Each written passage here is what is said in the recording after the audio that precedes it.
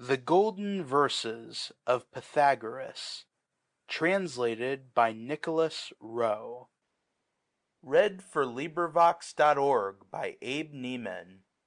First to the gods thy humble homage pay, The greatest this, and first of laws, obey. Perform thy vows, observe thy plighted troth, And let religion bind thee to thy oath. The heroes next demand thy just regard, Renown'd on earth, and to the stars preferr'd. To light and endless life, their virtues' sure reward. Due rites perform, and honours to the dead. To every wise, to every pious shade. With lowly duty to thy parents bow, And grace and favour to thy kindred show. For what concerns the rest of human kind, Choose but the man to virtue best inclined. Him to thy arms receive, him to thy bosom bind. Possessed of such a friend, preserve him still. Nor thwart his counsels with thy stubborn will. Pliant to all his admonitions prove. And yield to all his offices of love. Him from thy heart, so true, so justly dear. Let no rash word, nor light offences tear. Bear all thou canst, still with his failings strive. And to the utmost still, and still forgive. For strong necessity alone explores The secret vigour of our latent powers. Rouses and urges on the lazy heart. Force to itself unknown before, t' exert. By use thy stronger appetites assuage. Thy gluttony, thy sloth, thy lust, thy rage. From each dishonest act of shame forbear. Of others and thyself alike beware. Let reverence of thyself thy thoughts control. And guard the sacred temple of thy soul. Let justice o'er thy word and deed preside. And reason even thy meanest actions guide. For know that death is man's appointed doom. Know that the day of great account will come. When thy past life shall strictly be surveyed. Each word, each deed, be in the balance laid. And all the good and all the ill most justly be repaid. For wealth, the perishing, uncertain good. Ebbing and flowing like the fickle flood. That knows no sure, no fix'd abiding place. But wandering loves from hand to hand to pass. Revolve the getter's joy and the loser's pain. And think if it be worth thy while to gain. Of all those sorrows that attend mankind. With patience bear the lot to thee assigned. Nor think it chance, nor murmur at the load. For know, what man calls fortune is from God. In what thou mayest from wisdom seek relief. And let her healing hand assuage thy grief.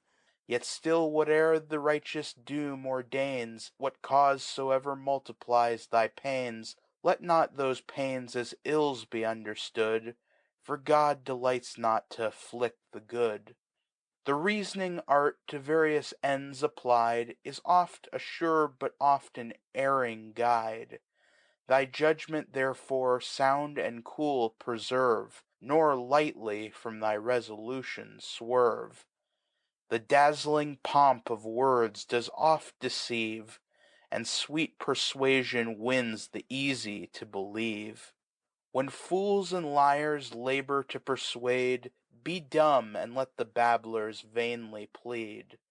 This above all, this precept chiefly learn. This nearly does, and first thyself concern. Let not example, let no soothing tongue. Prevail upon thee with a siren's song. To do thy soul's immortal essence wrong.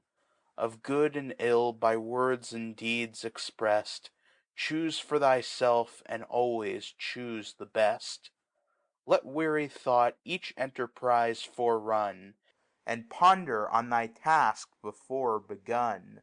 Lest folly should the wretched work deface. and mock thy fruitless labours with disgrace. Fools huddle on, and always are in haste, act without thought, and thoughtless words they waste. But thou, in all thou dost, with early cares strive to prevent at first a fate like theirs, that sorrow on the end may never wait, nor sharp repentance make thee wise too late. Beware thy meddling hand in aught to try that does beyond thy reach of knowledge lie. But seek to know, and bend thy serious thought to search the profitable knowledge out. So joys on joys for ever shall increase. Wisdom shall crown thy labours, and shall bless thy life with pleasure, and thy end with peace. Nor let the body want its part, but share a just proportion of thy tender care. For health and welfare prudently provide, and let its lawful wants be all supplied. Let sober draughts refresh, and wholesome fare Decaying nature's wasted force repair, And sprightly exercise the duller spirits cheer. In all things still which to this care belong, Observe this rule, to guard thy soul from wrong. By virtuous use thy life and manners frame, Manly and simply pure, and free from blame. Provoke not envy's deadly rage, but fly The glancing curse of her malicious eye.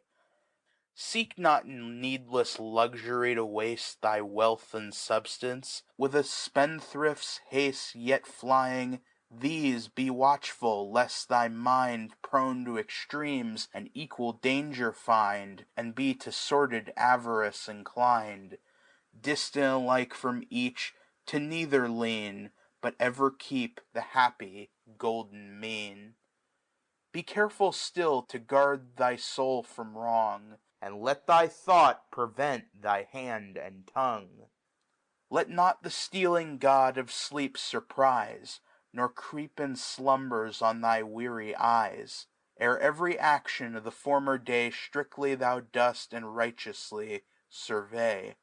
With reverence at thy own tribunal stand, And answer justly to thy own demand. Where have I been? In what have I transgressed? What good or ill has this day's life expressed? Where have I failed in what I ought to do? In what to God, to man, or to myself I owe? Inquire severe, whate'er from first to last. From morning's dawn till evening's gloom has passed. If evil were thy deeds, repenting mourn.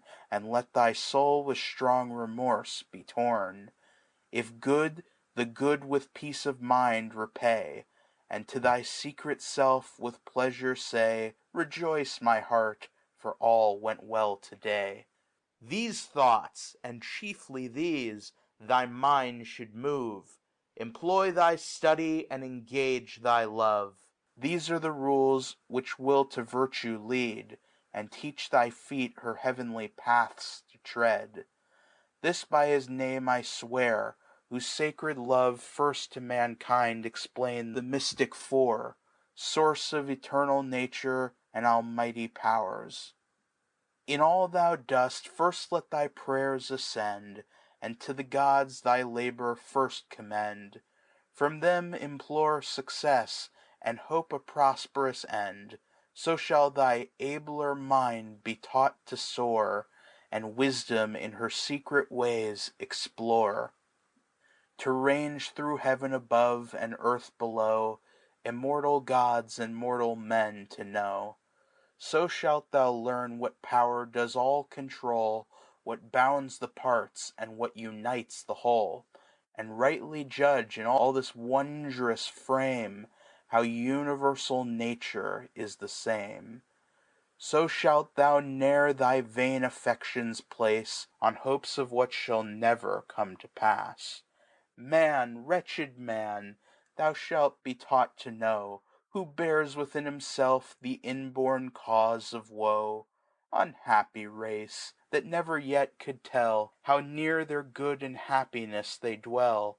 Deprived of sense, they neither hear nor see. Fettered in vice, they seek not to be free, But stupid, to their own sad fate agree. Like ponderous rolling stones, oppressed with ill, The weight that loads them makes them roll on still, Bereft of choice and freedom of the will. For native strife in every bosom reigns, And secretly an impious war maintains. Provoke not this, but let the combat cease, And every yielding passion sue for peace. Wouldst thou, great Jove, thou father of mankind, Reveal the Demon for that talk assigned, The wretched race an end of woes would find. And yet be bold, O Man, divine thou art, And of the Gods' celestial essence part. Nor sacred nature is from thee conceal'd, But to thy race her mystic rules reveal'd. These if to know thou happily attain, Soon shalt thou perfect be in all that I ordain. Thy wounded soul to health thou shalt restore, And free from every pain she felt before. Abstain, I warn, from meats unclean and foul. So keep thy body pure, so free thy soul. So rightly judge, thy reason so maintain. Reason which Heaven did for thy guide ordain. Let that best reason ever hold the rein. Then if this mortal body thou forsake, And thy glad flight to the pure ether take, Among the Gods exalted shalt thou shine, Immortal, incorruptible, divine.